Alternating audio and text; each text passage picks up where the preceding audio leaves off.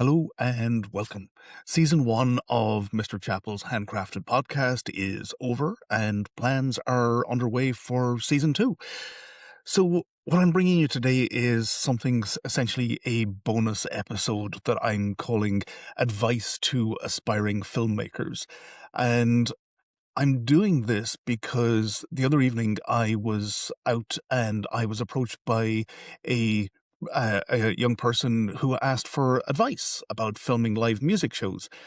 And my first reaction was, why are you asking me? I'm an amateur. And then it occurred to me that I've now published over 200 hours of live music films covering around 250 bands and solo performers. And that's not a boast. It's me realizing that after all this time, I really should have some advice to give. In the heat of the moment, I gave two pieces of advice. And the first one was always make sure you film the drummer. And number two was a camera in motion is always better than a fixed, unmoving shot. Let me elaborate. So, why film the drummer? They're set at the back and they're surrounded by equipment. So they're often overlooked when it comes to gig photography and filmmaking in general. The bigger point here is that the band is more than just the lead singer. So if you're filming the band, film all the band. Your audience will thank you, and the drummer will too. So why the camera in motion? Well, have you ever seen an entire gig recorded on a locked off camera? It may as well be CCTV footage. It drains the joy of a live music performance, and even worse, it drains the humanity from the experience. I think you can, to an extent, counteract that by cutting between several cameras, but the point remains static shots are simply less interesting. I say this as someone who habitually stands in one place to film, but you don't need to be in constant motion to or create big sweeping visuals, but you do need some degree of motion. Okay, those were the first two bits of advice that tumbled out when I was unexpectedly asked. They needed a bit more elaboration and context than I could give in a loud room between acts, but I do stand by them. The next question is, what other advice would I give to aspiring filmmakers? And I'll start this with saying I use the term filmmaker over videographer because I make films, short form documentary films. Also, I get to choose my own job title. So I've got a few ideas, and they're not an attempt to be definitive, but I do think they're worth considering. Let's start with permissions and etiquette. If you've been invited along by the band to film, that's great. But even still, it's worth checking in advance with the promoter and probably the venue too, or even get the band to do it. Depending on the venue, they may have their own rules about photography, videography, filmmaking. They may have rules around only the first three songs or no lights, no flash. Even if they don't, building a relationship with promoters and venues is vital. You're on their turf and what they say goes. Again, it's easier to reach out in advance than turn up with all your gear only to be sent home.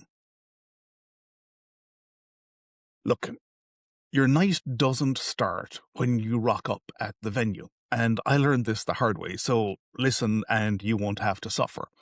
Preparation is everything. These days, I use a checklist that itemizes and checks everything in the order it goes into my kit case. That's every single piece of kit that you need to have with you. For me, that includes the Allen key to tighten the cold shoe mounting for my monitor, but it also includes checking that the batteries are charged and that I have backups, lots and lots of backups. It also includes ensuring that the memory cards that I use are freshly reformatted and that they've all got the space I believe them to have. Running out of battery power and not having enough storage space are the most common issues I hear locally about why someone's recording of a gig failed. The fix is simple, it requires discipline and probably a checklist. I feel I've got to say something about the camera you're using. I'm going to structure this in the form of a number of questions. And the first question is, does it have a sensor with more light sensitivity than your average potato? Good. Does it, by even the broadest definition, capture moving images? Good. Is it the best you've got? Even better. Because congratulations, you've got the right camera. From what I can gather, there is no upper limit on what you can spend on a camera. So if you've got something that does the job, it is the right camera. I started shooting bands on my phone, and at the time it was exactly the right camera. I've upgraded a couple of times, and each of those was or is the right camera. Would I love to be shooting bands on an Arri Alexa? Sure. But until I have one, what I've got is just fine. To my mind, your choice of stabilisation is probably more important than the actual camera. Even the lightest of cameras will start to feel their weight after several hours of handheld shooting. If handheld is for you, go for it, with my blessing. But at least consider investing in decent straps or a harness to lighten the load. I've yet to find a tripod that's practical near the front of the stage. I'm not saying don't consider using a tripod, it's just that you'll likely have difficulties in any moderately well-attended show. Personally, I use one of the bigger Coleman carbon fiber monopods. It's sturdy and it holds my rig securely. I pair it with a manual gimbal to give me good ability to pan and tilt, but it is sufficiently bulky that I'm not really going to be physically moving through the crowd with it.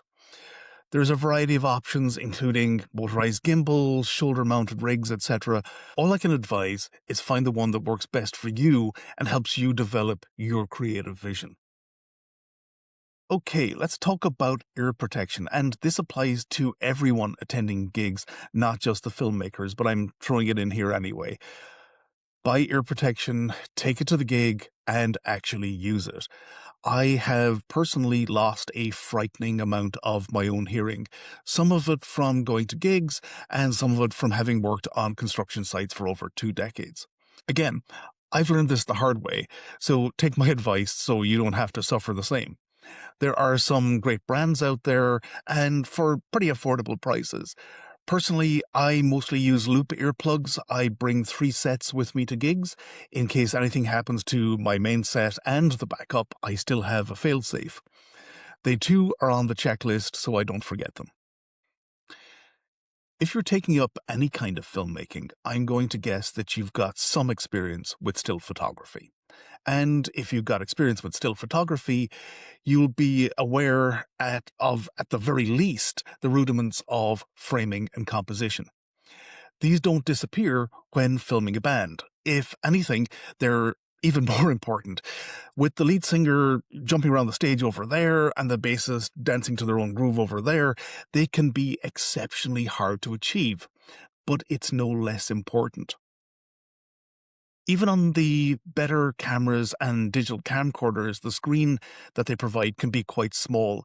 But if it has a setting that overlays rule of thirds lines on the screen, use it. Learn what rule of thirds lines are if you don't know, and use them. If you want to go beyond that, there are a variety of pretty affordable external monitors on the market that give you exactly this, plus a larger viewing screen.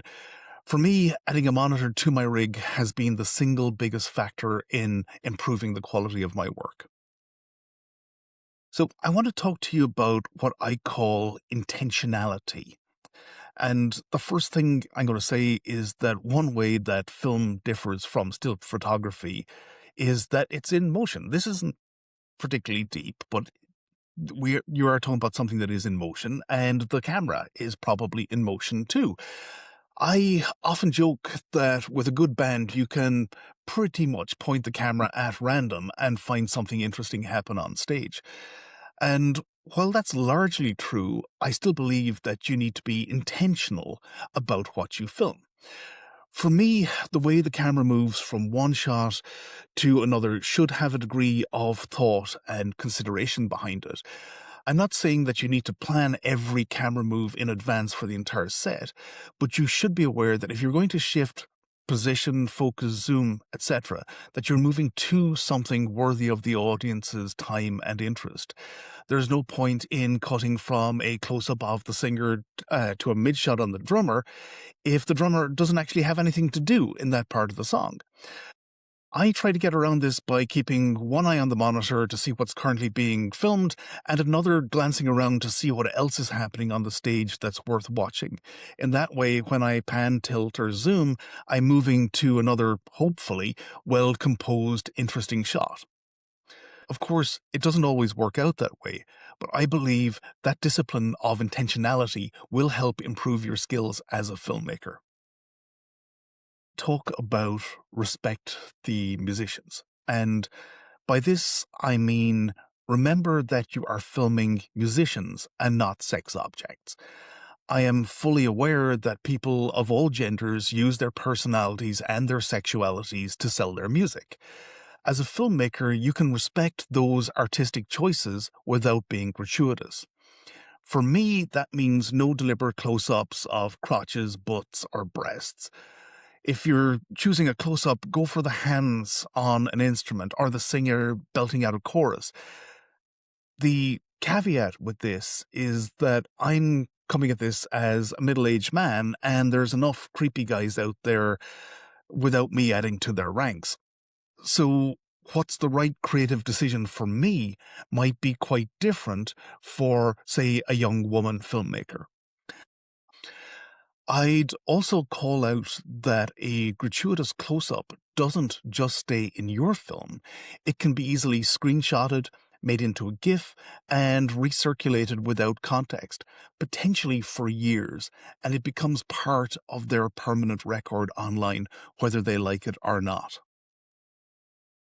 I'm not saying that this piece of advice is for everyone, but I have attempted to set out my working methods in a process document or FAQ.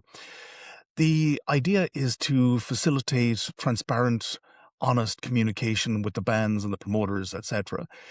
It has grown organically over the last while and now covers everything from performance and image consent to don't touch the beard. I've also made a short explainer video that covers the main points. These get shared in advance with bands, promoters, and the parents or guardians in the case of under 18 artists. But if you think that's something that like this would help you, please reach out, drop me a line, and I'll share what I've got. Filmmaking isn't just about the moving image. You also need sound that doesn't feel like it was recorded in a trash can during a hailstorm. I am aware that phone technology continues to improve, but you still need the cleanest sound you can achieve, and you may be lucky and have an amazing camera that natively captures studio quality sound. And if you do, could you tell me about it? Because I have not found that camera yet. My advice is to invest in a decent external microphone. There is a world of choice and price points out there, but it doesn't have to cost the earth to get a decent mic. Whatever mic you do settle on, spend an extra few quid and get a dead cat or even a foam windscreen. It will really help reduce unwanted background noise. The last thing I will say about sound is if you can get a mix file from the audio engineer, it'll probably be better than anything you can record yourself. Some venues are great with this, so check with the venue or the band in advance. You don't need to be a genius to realize that gig lighting is pretty brutal. Blown out highlights 1 second to total darkness the next. Barring trying to film while under sustained shelling, you'll probably not find a more challenging working environment. For me, it's a question of, it is what it is, deal with it. With my current camera, I shoot auto white balance and have it set on autofocus. My previous camera had fixed focus and it was fine for almost all of the time. I'd love to tell you that I am some consummate professional who shoots everything manually, but I'm not, and I don't pretend to be. What I will say is don't fight your camera live. If the autofocus hunts for a second or the color goes weird for a shot, that is the cost of staying present and actually watching the band instead of staring at your settings menu. You'll lose more good moments fumbling with manual overrides mid-song than you'll ever lose with a white balance that's slightly off. That said, it pays to know your camera. Take the time to read the manual, watch the YouTube instructional videos if there are any, whatever it takes. Even take it to a few practice gigs and analyze the footage that you take so you'll learn where it struggles. That way, when it happens, you'll recognize it for what it is rather than panicking or blaming yourself. If you decide you want more control than your camera's auto systems give you, that's a gear or skill upgrade to make deliberately before the gig, not something to improvise in the moment. Let's talk about publishing rights. The first thing to understand is that permission to film is not the same as permission to publish. I upload my films to YouTube, but it's probably the same for almost any other platform out there. There are sophisticated programmatic algorithms that identify and flag copyrighted content, be it the band's own songs or the covers they've played. At the very least, it means that you probably can't monetize the content, but it could lead to your film being restricted for certain geographies and markets. Worst case scenario, you could get hit with a takedown notice and the threat of a copyright strike from some Jobsworth functionary. Peter Hook's manager, I'm looking at you, mate. There is an off-quoted piece of advice about creating your own aesthetic vision and not following other people's processes and techniques. That is lovely if you've dropped into the scene as a fully formed cinematographer. Instead, my advice is to be voracious in checking out what other photographers and filmmakers, both on the local scene and further afield, are doing. Be analytical. Ask how they achieved the shots they got and what the thought process and creative decisions behind them were. Then go to your next gig and absolutely try ripping off their style. Mimicking someone else's approach and comparing results will, again, personal opinion, set you up better for discovering your own creative voice and vision than any other method. I'd also say, if you haven't already, watch Martin Scorsese's 1978 masterpiece, The Last Waltz. Maybe it's an artifact of my age, but to my mind, it is the benchmark against which all concert films must be judged. And don't just watch it once, watch it repeatedly.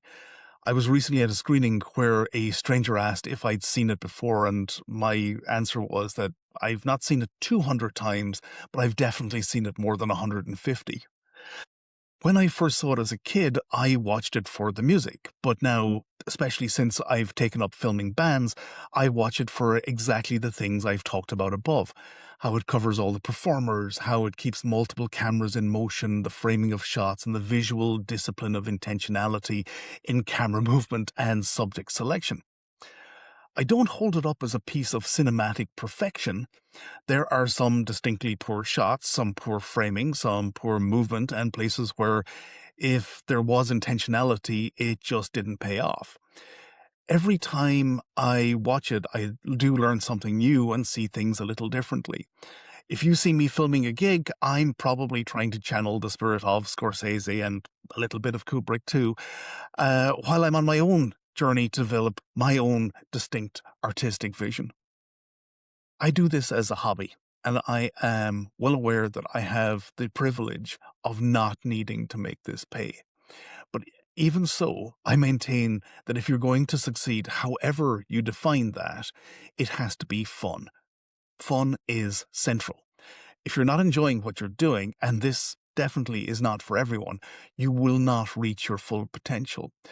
Some of this comes down to choosing the bands or genres that are more fun for you. It may also be the completely understandable desire not to work with dickheads, or at least not to work with dickheads twice. Whatever else you do, prioritize your own comfort and safety so you're genuinely happy at the gig you're filming, that you feel safe and supported. When you're having fun, you're doing your best work and learning and developing your skills faster. Seek out the fun and surround yourself with people who want to have fun too. You'll benefit from it. Okay, those are my thoughts on filmmaking for band performances. Did I miss anything? Do you agree? Do you disagree? Let me know in the comments. And I'll say, as I always do, that's another Handcrafted episode, and I will hopefully see you at the next gig. Thank you and good night.